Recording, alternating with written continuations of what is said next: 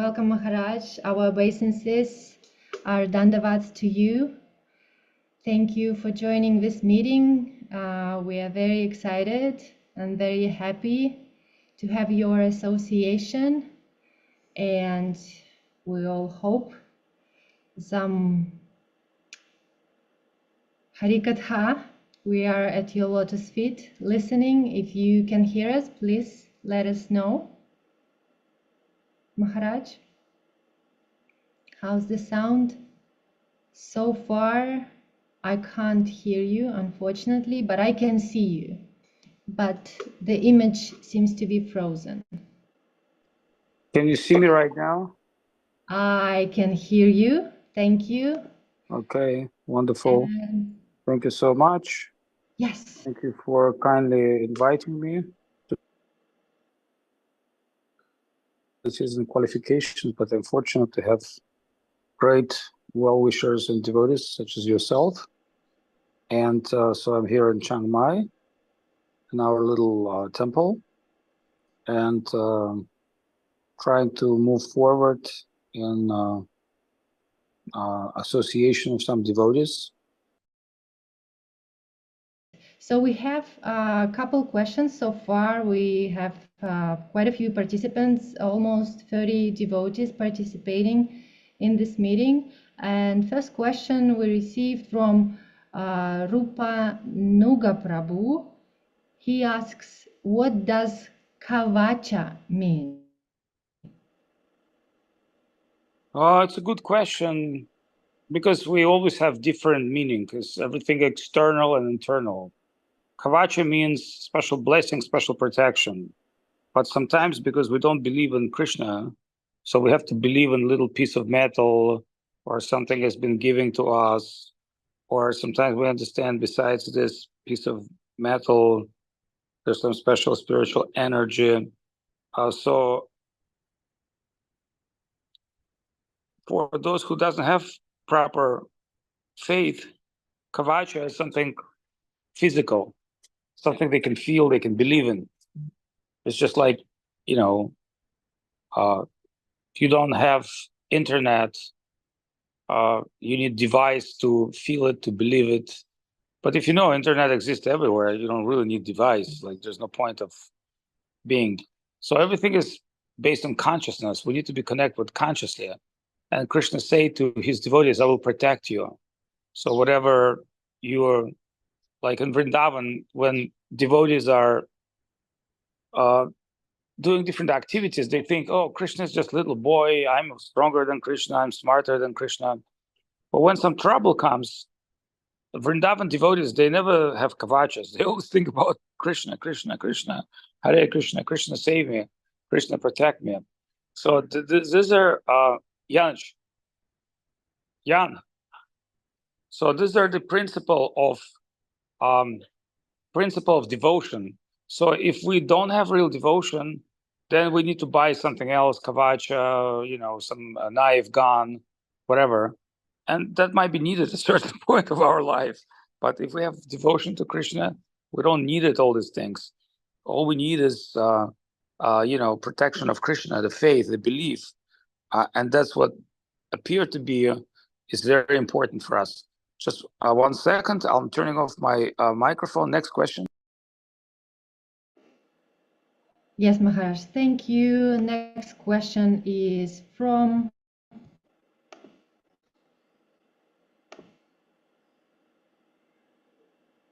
our beloved Tirtha Maharaj.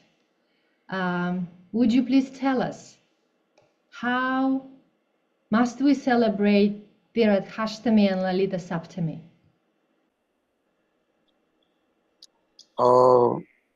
First of all, Srila Govinda Maharaj always speak in favor of Lalita Devi. And in Gaur Lila, she's Swarup Damodar. She's Chaitanya Mahaprabhu's secretary. Remember, in Chaitanya Lila, all gopis, like Lalita Saki and others, they become Mahaprabhu associates, male, not female. Because eventually they got blessings from Krishna when gopis were complaining to Krishna. Why is that we are hiding in the bushes to get your association, but your friends are always hanging out with you? Then Krishna, out of his kindness and mercy, said, okay, next life, you become my friends. Don't worry, don't worry. So they become his associates, male associates in Gaur Lila, so they can constantly spend day and night with him. So they're very qualified, but really they are gopis. And Mahaprabhu, he's Krishna. He's not qualified as a gopi. It's a new experience for him to feel Radharani. So basically speaking, in this regard, he is need a second pilot. Where you have unexperienced pilot, you need a second pilot or second driver, somebody who's giving you directions.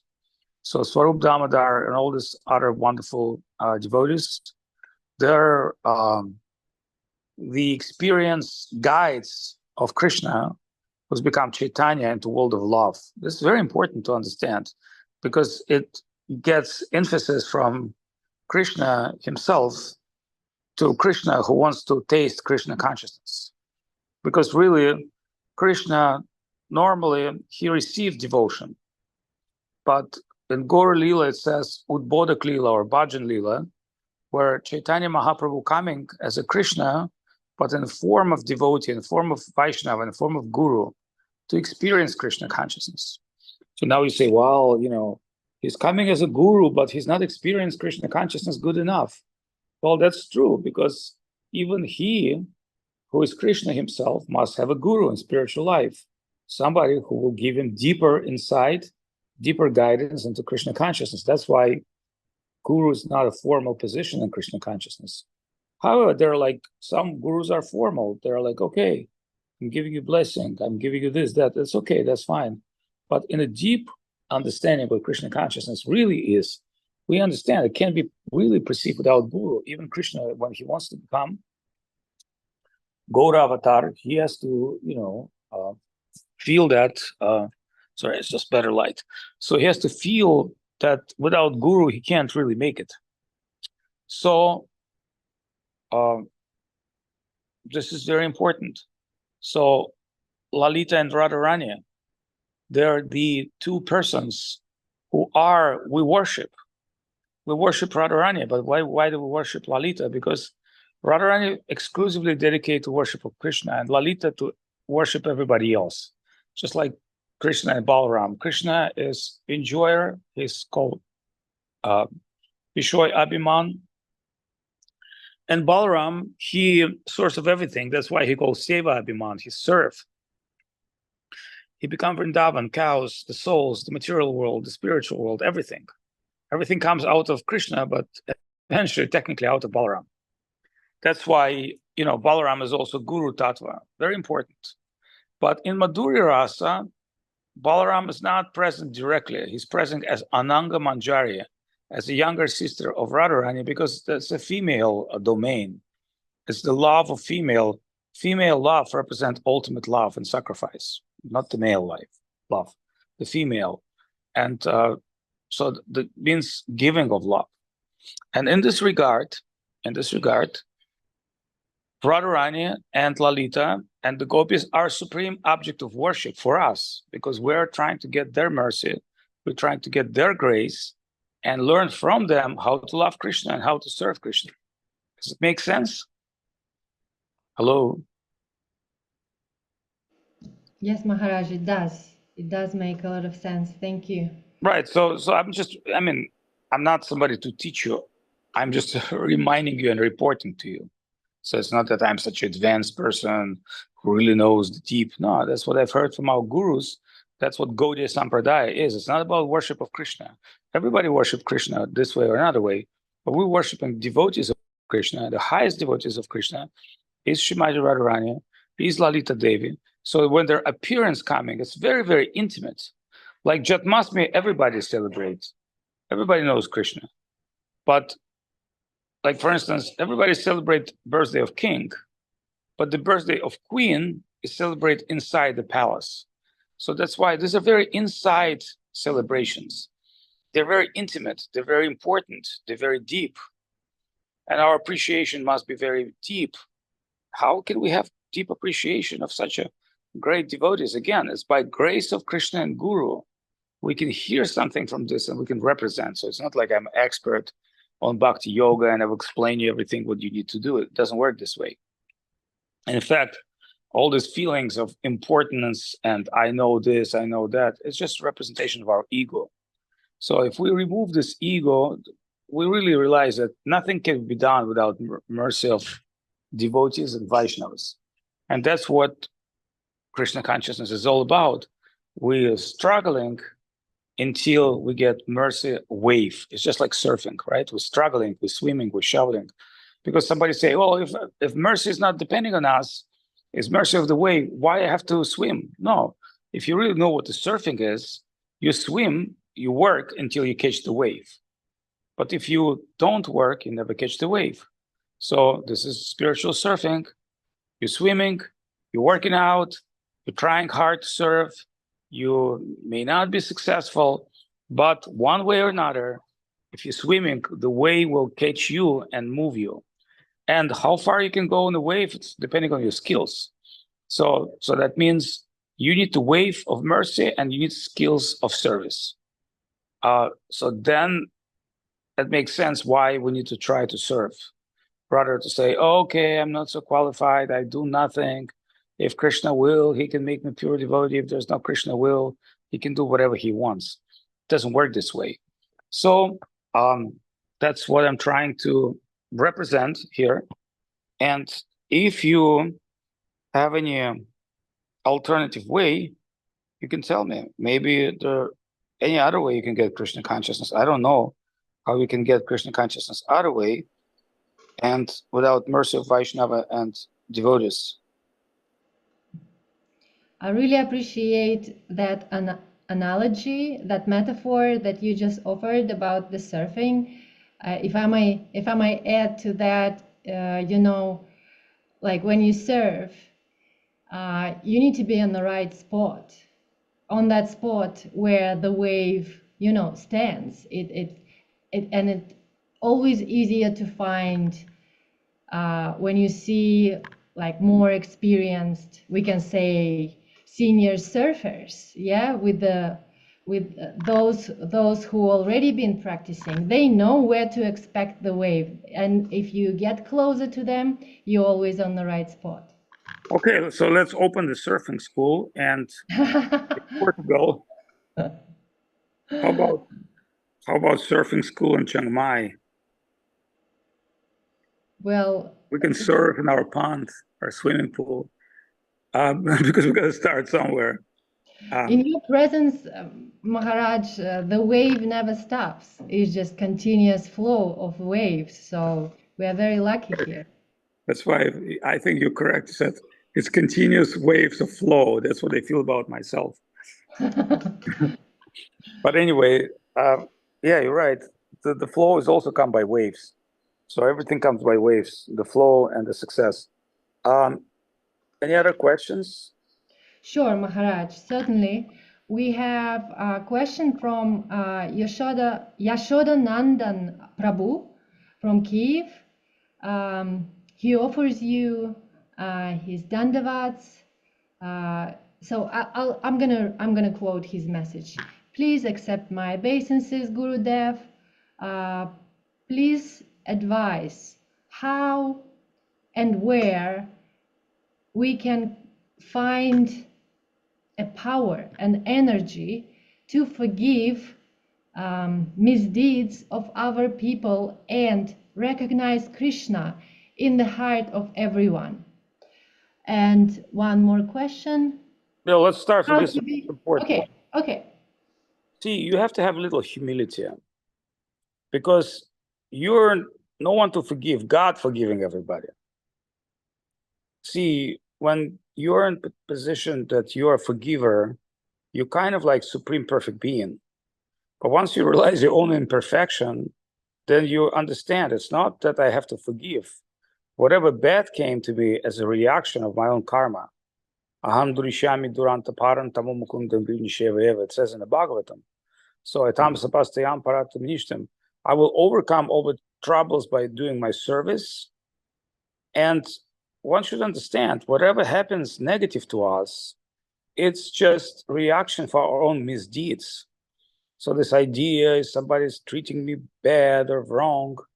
That might be true from material perspective, but it's not really have much to do with reality. The reality is this, in concentration camp in Germany, the Nazi wrote, everybody will receive according his destiny.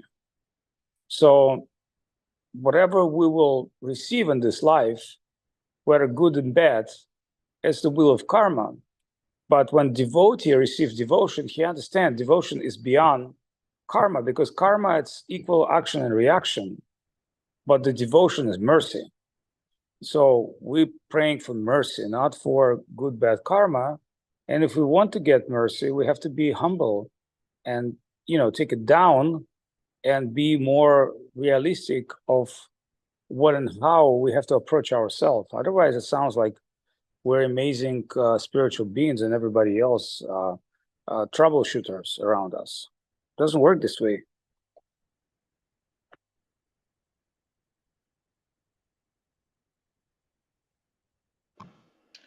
Certainly. And the second question that kind of goes along with the first one, how to be a friend for everyone and secure the firmness and loyalty to sadhana. I will quote Russian. All right, no, I got you. Okay. So how to be a friend of everyone, like, means like, oh, my friend just called me to go smoke ganja. Good, let's go. Oh, my other friend just called me to eat meat. He's my friend. What can I say? I cannot say no to him. He's my dear friend. So, okay, if you do that, you can't keep Krishna consciousness loyalty. But if for some reason you preach to your old friends and be kind and forgiving and non-pushing and be a servant for everyone, then everyone will accept you. It's not a big deal. The problem is we have competing ego, and this ego competition make us suffer and believe this one's my enemy, this one's my friend. Oh, this one is glorifying me. He's such a good person. Oh, this person, he didn't give me money, or he didn't give me this. He can't give me attention. He's such a bad guy. I hate him. So one day I love him. Next day I hate him. This is all the game of the mind. And this game of the mind based on our ego. So what can overcome our ego is our perception, what Krishna consciousness is all about. So when we are really perceiving Krishna consciousness, that we don't have our ego, so we give us the so that our ego is giving us a roadmap of like to the ditch, because the ego is like an evil mind. That's why we say in Kali Yuga, evil people live in an evil mind. And why do they live in evil minds? Because the mind of humans are polluted by the anarthas, atheistic, exploiting tendencies, which are destroying our true self. And that's where the trouble starts. But once we get on the level of the soul, things become very well. But see, for us to get to the level of the soul, because sometimes people say it's very difficult to work with devotees. Devotees are, they're like, because you start judging people like mundane. But you really understand, devotees, they may not be very qualified mundane, but that's not their qualification. The qualification of devotees is to express devotion. But, sometimes you have to do service with devotees. And if you see that devotees are not willing to serve, they just want to kind of go easier, then you can understand these devotees are not, they're neophyte, because, service is responsibility, like somebody has to take responsibility. So these are all things which need to be considered and re-understood from different perspectives. But as you understand, once you're wrapping your egos around there's not going to be any success. Like you're competing, like let's say, women competing for the man or businessmen competing for the profit. So like once you start thinking, hey, I can make money on my guru, he's a smart guy, I can sell his content, or hey, I think I'm smarter than my guru because he doesn't understand like my skills. I'm a very skillful person, but it seems like my guru does not have the skills. So then you lose in perception what spiritual current is, what spiritual knowledge is, and how it's supposed to move. Anyway, I'm trying to move towards the car. I hope internet will not cut off. Двигаемся в сторону машины. Does that make sense? Yes, Maharaj, everything what you said resonates with me at least 100%. I just, went to the meeting, like 12-step meetings that you are familiar with, I know, this morning. And the topic, one of the things that we discussed is like how we cannot rely and trust on our thinking, like at all, like at any point, like how the first step of any change, of any progress, of any recovery is to admit that pretty much I'm insane. Like my thinking is destructive. My thinking doesn't take me to the good places. Yeah, but remember, you can't just be self-hating Hare Krishna. Just because, you want some human feelings, or, you want to sometimes do something wrong. You can't just hate yourself. See, the problem is with Hare Krishnas or any religious people, they just start hating themselves. Instead of realizing that this problem is due to my ignorance, they start putting on themselves. And that, devoiding the motivation for spiritual practice.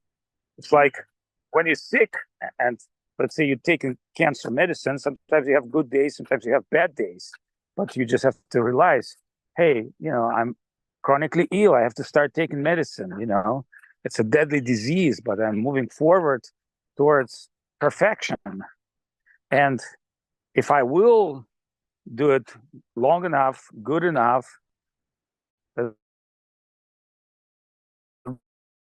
one day I will get my disease free. Otherwise, if you just, hey, I'm never gonna make it, there's no really guru, for the reason that you're realizing that you need help and mercy. But if you really take the same negative feeling towards, I try Hare Krishna, doesn't work for me. Oh, the gurus, they're all bogus. Oh, myself, yeah, I think like really, I feel better when I do yoga. I'm more relaxed. This Hare Krishna doesn't work. This is all very mundane thinking. So you need to pray for the mercy, but at the same time, you have to work with enthusiasm and real understanding of how perfect or imperfect you are. So, by the way, can you hear me now? Yes, Maharaj, so far so good.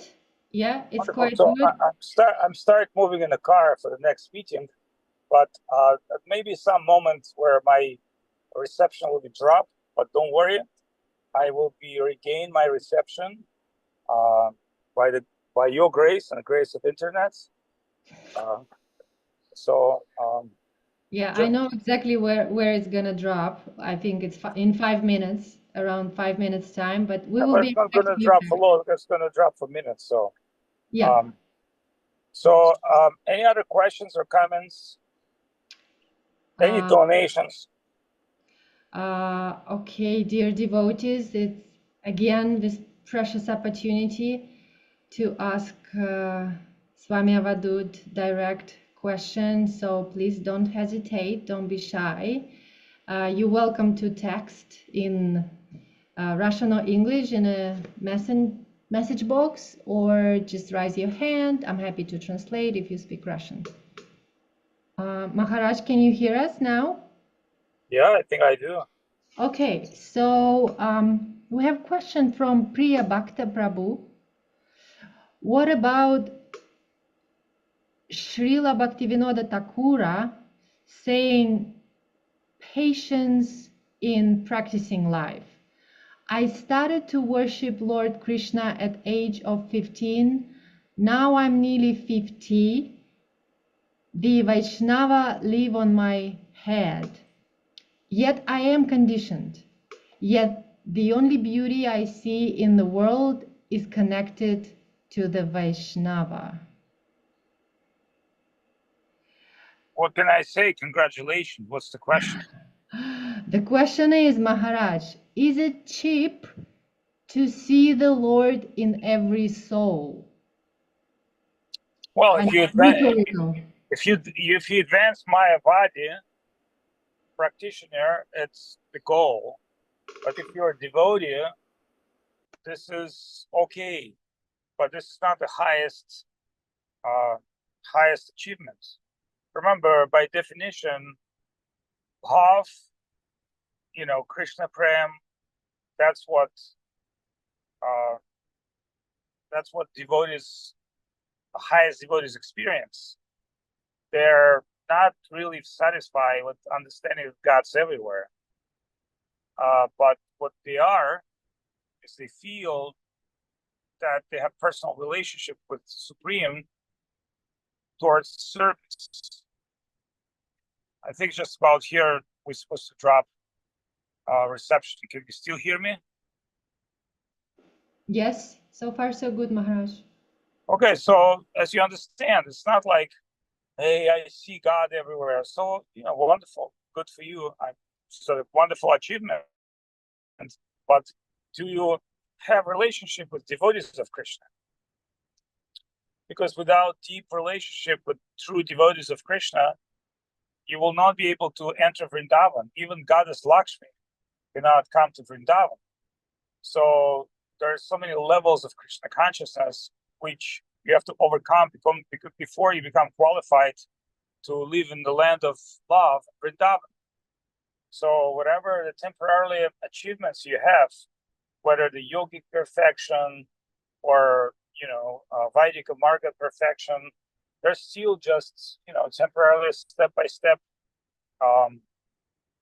achievements, and going towards that step-by-step achievements, you still have to achieve that perfect, stable level of devotees by the standards of devotees, not by our means.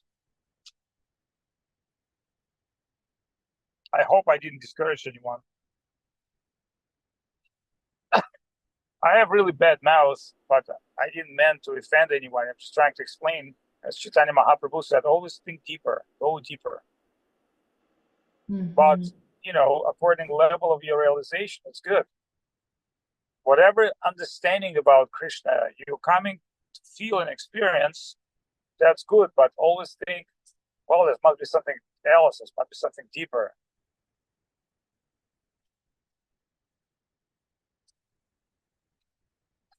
It might sound not so crazy. It might sound like reasonable. You sound very reasonable, Maharaj. Well, because this perception to see gods everywhere, according to a certain group of people, that's the highest form of realization. But that's not what Vrindavan devotees do.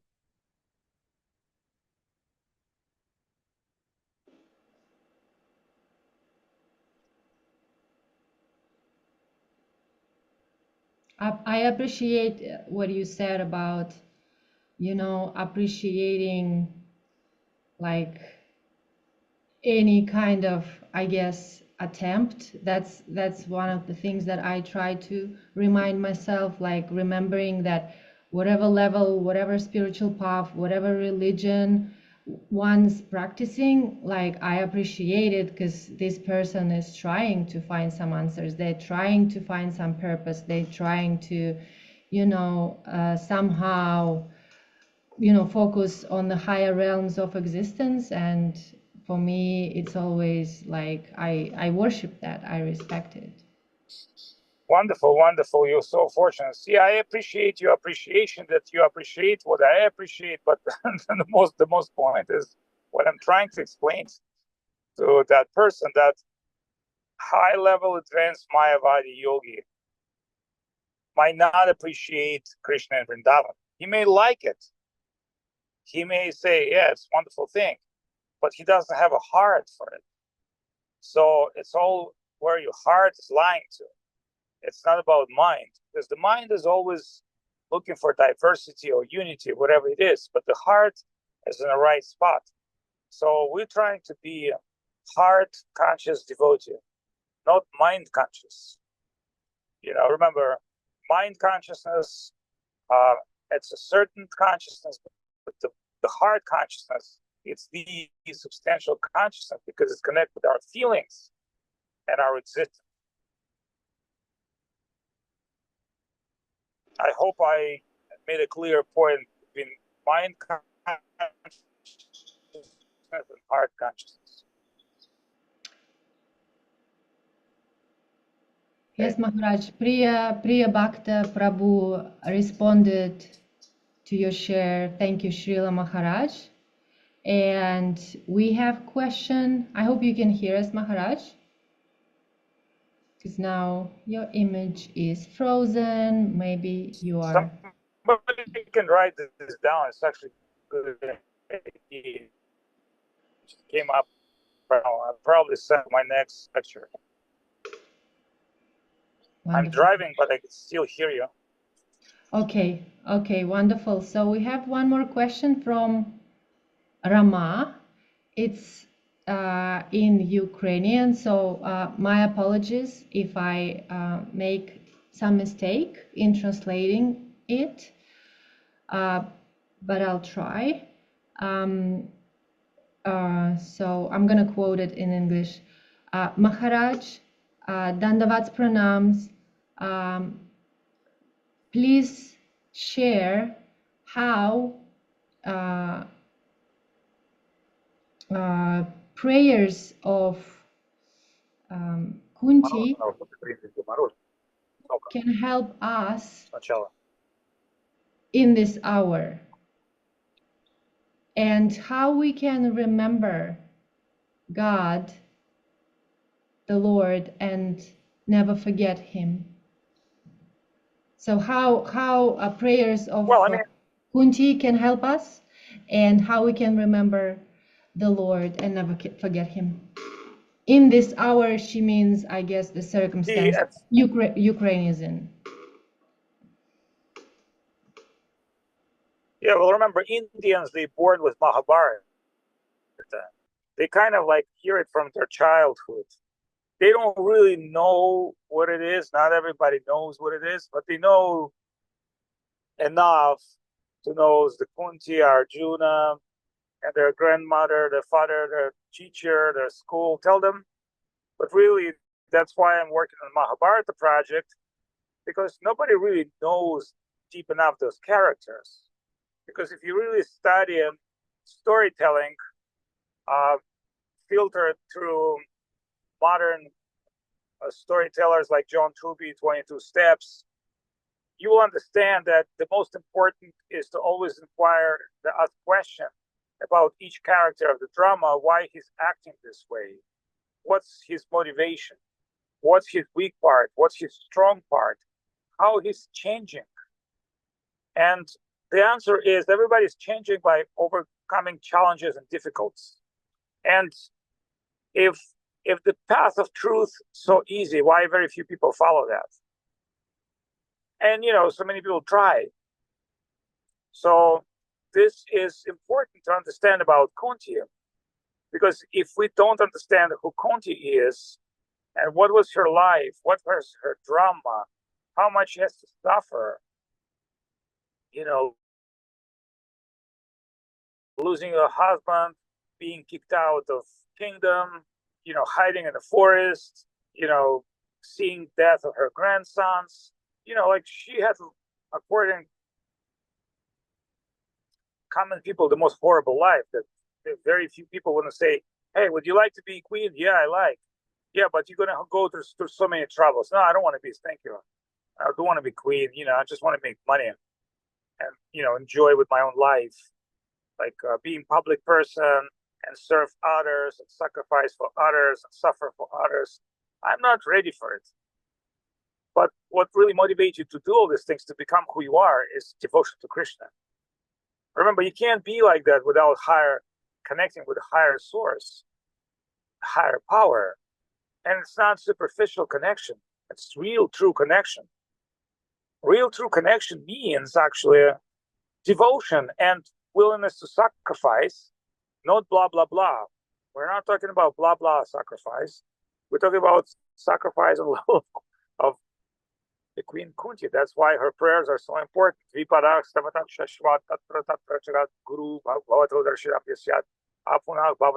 Oh my Lord, put me in challenging position. Put me on Olympic Games. You know, I do my own sports, but I want to compete. I want to understand what's really I'm worth it. I overestimate myself in my own mind. But let me see what's my market price on auction in competition with everybody else. And then I want to perform for your pleasure, not for my own self, you know, egocentric conception. I'm so great. No, actually, I am fallen soul. But I know you're so great. You can connect with me. You can be merciful to me. You can save me. Yeah, Krishna can save you. You cannot really save yourself. Like I many times tried to save myself. It didn't work out. I could easily save others.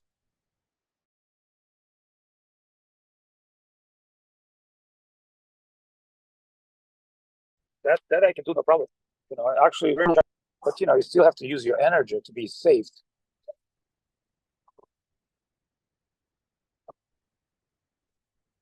Anyway, can you hear me? Yes, Maharaj, we could hear you. Let me correct myself. That was a question asked by Rama Prabhu, not Rama, as I mentioned. So, Hari Rama.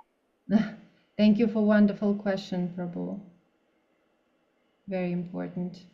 And thank you, Maharaj, for your beautiful answer. So we still have time for questions. Dandavats, dear Avadhut Maharaj. Okay. I can ask. What's that? Yeah, it's Nadia Sundari, and I would like to ask you to comment a little bit about waves of Sattva Guna, Tamaguna, and Rajaguna. For me, it's very interesting topic, and I'm trying to understand it more. Okay. When I wake up in the morning, I feel like Sattva Guna. But when I take a cup of chai, I feel like Tamaguna. When I want to do something, I feel like Rajaguna. Because the gunas are always changing and they control in different part of time. That's why wake up early is good. Because every part of day is controlled by different guna. The night controlled by Tamaguna, the early morning controlled by Vishuddha Sattva. And it's important to live with the harmony of the universe, but remember, you also have external movement of planets and conditions. There's so many ways that you will connect with the universe. The planets, the gunas, the time, the seasons, everything is affecting you. But what really it's affecting is your mind consciousness, and you are a false virtual avatar, which is represented here by a false ego. And even when you're trying to get through initiation, you're getting spiritual name, it's your potential. It's not what you are really. It's like, yes, you can be Nadia. Nadia is a beautiful, you know, river. Nadia is a beautiful place of Mahaprabhu, and your divine potential, that's who you are. It's just like you're giving the name to the baby, you know, and the baby doesn't really understand what's the meaning of my name, especially if you give the baby name of the king or royal title. He doesn't realize that what comes with that name, position, you know, freedom, etc. So, but when you and I, we go towards transformation, then start making sense what we are. And then you can understand these moods of material nature, they always play in the world. There's always happier day, sad day, There's always somebody die and somebody birth and somebody has birthday at every day.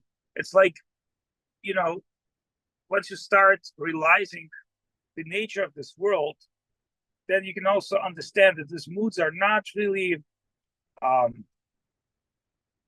the depth of ocean. You know, waves always on top of ocean, on the surface. But once you dive deeper, as Srila Guru Maharaj say, there's no waves. There's always stable, blissful, and divine environment.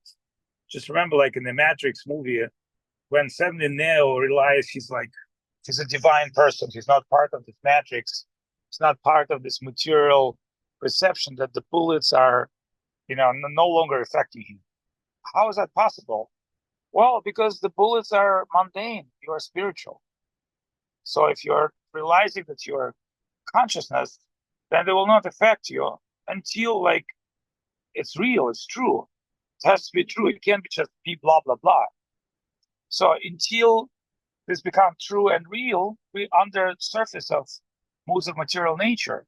Once we fully connect with our divine nature, we wake up as spiritual beings by power of Mahamantra and devotees, then we're no longer part of that material creation. In fact, it's just like a computer game. Once we're out of computer game, it has no power over us. So we have a question from Marie Ugarok. Unfortunately, I don't know her spiritual name and if she has one.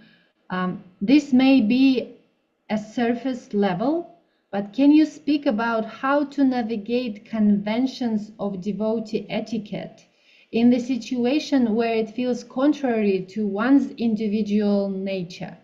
I'm thinking particularly of conventions of not directly expressing certain ideas and concerns with those above one in the social hierarchy, such as senior devotees. Well, it's a very good question, because you really need to understand when you dealing with devotees, you're dealing with unknown. But Srimad Bhagavatam give us some reference. Who is the low-level devotee? Who is middle-level devotee? Who is higher-level devotee? But you don't even know who you are. So the safe position to respect everybody, but of course, respect what everybody do out of good heart and good inspiration. So sometimes some great devotees do wrong. And some people think, well, this wrong deed is contradict everything good they've done. It's not true. Everybody going up and down, everybody make mistakes. So you don't really concentrate on people's mistakes. You don't take a bad example, you take a good example. But you associate with devotees that inspire you. Because if somebody's been long enough in Krishna consciousness, he understands, I need to not criticize everybody. I need to see positive in whatever people do. And I don't want to be fanatical. I don't want to be sectarian. But it's a stage of consciousness. It's not like if you decide to be, nice, kind, sweet, and wonderful, doesn't mean that you wake up, read your affirmation, and become like this. This is your inspiration. So when you truly practice Krishna consciousness, that's where the good qualities come to you. Everything else is just to be, there's nice to be a nice person. It's kind to be a kind person. It's good to be a good person. But in reality, we're all acting as we are. So the Stoic philosophers, they said, your ideals are good, but you are today what you are. So don't try to blend yourself into your own imaginary ideas who you are. You might be just like a businessman. A businessman, has a credit and has to work very hard to get money. If you start acting like a billionaire and spend like a billionaire and, lose his, control of expenses and senses and reality, he's just a crazy loser.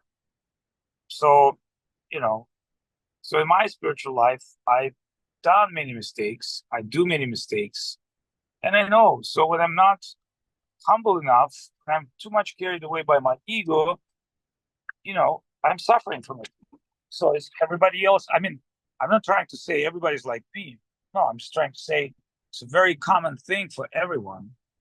And there might be some great devotees. Like we have wonderful devotees in our mission, like Bhakti Lalita, Madhusud Maharaj, Goswami Maharaj, wonderful people. And we're trying to accept them and, respect them and worship them. And, sometimes we can have direct connections and get some instructions, but there are also other wonderful devotees may not be on such a external surface. They might be with us on, cooking and cleaning the floor on the kitchen, or be part of our Zoom program. And they're just a humble, nice, sweet people with kind hearts. So why not to recognize them too? All right, let's do the next question. One more question and we're done. One more question, Maharaj, from Katerina, Kiev, Ukraine. Dandavat Maharaj, how to estimate our own sincerity?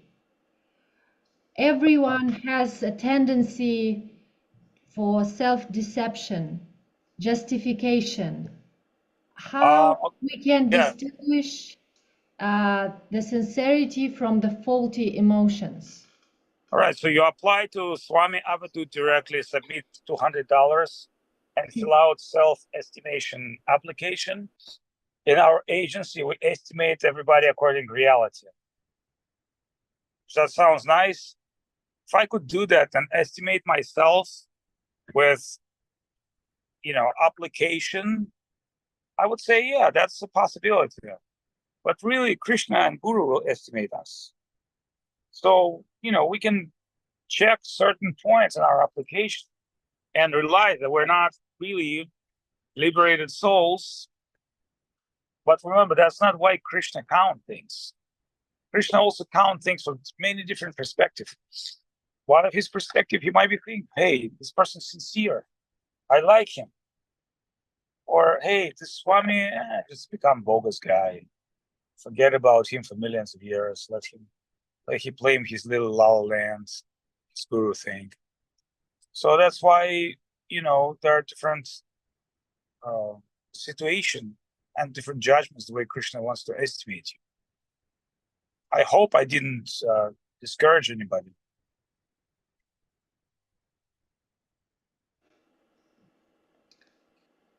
We still have a premium question to ask by someone, because we still have 3 minutes, which is good enough for us to answer our last question of your choice. And while they're putting together a question, I want to thank everybody for being very attentive.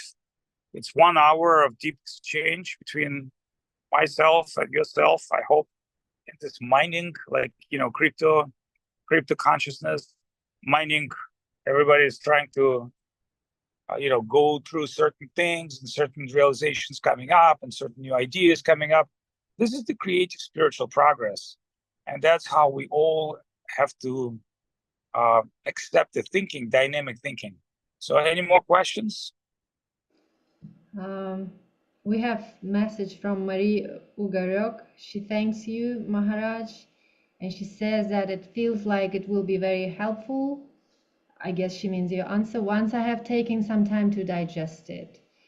And yeah, well, see, the problem is she's intellectual. She teaches Christian philosophy to people. She's a very intellectual person, and I'm not. I'm sorry. I'm not an intellectual. My intellectual attempt always fails because there's always somebody smarter than me and deeper than me. So I kind of have to trust my heart and my humility. And again, it's not like I'm humble, 24 hours a day. But when that moment comes, then the reality comes how to deal with things. Remember, Krishna always can update you. Start driving. Krishna always can update you with understanding by, Krishna is like endless internet TV station that's sending waves of blessings, and you always like a receiver. So it's not about what's in you. It's like your frequency, how ready you receive the mercy. Be a recipient of mercy. Get on the right frequency, on the right mood, on the right bhav. And that's what important. And I hope that you understand what I said, because it's not an intellectual process. It's not a physical process. It's a super conscious process with a perception that you have no reception. Means it has to be given to you. It's not like you can generate your Krishna consciousness on your own hard drive. No, you might record some feelings and things, but it's always like to be connected. It's always like to be online. It's always like to download and receive. And again, ability of your reception, of your ability of downloading, and how much you can share and give with others. Because when you start sharing with others, then your channel increase. Like what do you think? Swami Avadhut is a genius? No, I'm the most fool in this lecture. But the way I'm taking position of provider, some current coming through me, and I'm sometimes impressed. Sometimes I say, well, I didn't get ready, but it was goddamn good lecture. Why? Because that's that was a good lecture because I was very I was in certain stream of consciousness, and somebody needs this information. And Krishna used me as a tower, but as a tower without higher connection. I'm just a tower. I'm just a pole. What's my thoughts? I always have to connect with somebody, something to be able to receive and reciprocate. So I want to thank you for being provider for an opportunity for me to speak and hear about Krishna consciousness. That's how it really works. According to necessity, Krishna will share with you some of his own energy and send you some of his own blessings. And I believe we've got some of them today. I mean, please share with each other, or as you know, I start new channel. Actually, Tulsi Devi start new channel because I have my Russian subscriptions to the Russian Telegram, because I speak every day, 2-3 times a day. And I might be soon translating some of my talks into YouTube and Telegram, that everybody can get a little nourishment. We need to reach the English-speaking world and there's a lot of work for us in the English-speaking world. And that's what I really appreciate, to speak in English about Krishna consciousness. Although my English is not my first language, I try to express myself as clear as I can, and I hope you appreciate it. But if I'm not clear, or my language is not very understandable or pure, clear, please correct me, because I'm not a perfect being. I'm trying to be connected with Krishna consciousness, which is all in all perfection. So I want to thank you all. Thank you, Yuvati, Nadia, Marie, all the wonderful devotees, for your time, for your kindness, mercy, giving me this opportunity. And I'm looking forward to hear from you, to see you again, and love you all. Krishna bless you. Gurudev bless you. Please don't forget to subscribe to our channels. In English, it's called Evolution of Consciousness. We're just starting it, and we do need volunteers, people who can help us to point us towards topics that people need to hear, towards different spiritual thematics and spiritual lessons, and we'll be happy for your service to produce that for you. Dandavat Pranam. Dandavat Maharaj, thank you so much for your time. Thank you so much for sending so many waves of mercy towards us today. Yeah. Nadia, can you hear me from Portugal? Yes. Yeah, can you call me for Telegram for 5 minutes? I have some things to ask. Yes. Dandavats. All right, thank you, everybody. Love everyone. Peace, love. Hare Krishna. Krishna bless you. Dandavats. Dandavats Maharaj, our obeisances. Dandavats to all participants. Thank you for the wonderful questions, for your associations, all the devotees, Ki Jai, Sri Rupanuga Guru Varga Ki Jai, all the gurus, all the teachers, Ki Jai, and see you hopefully very soon. Dandavats all.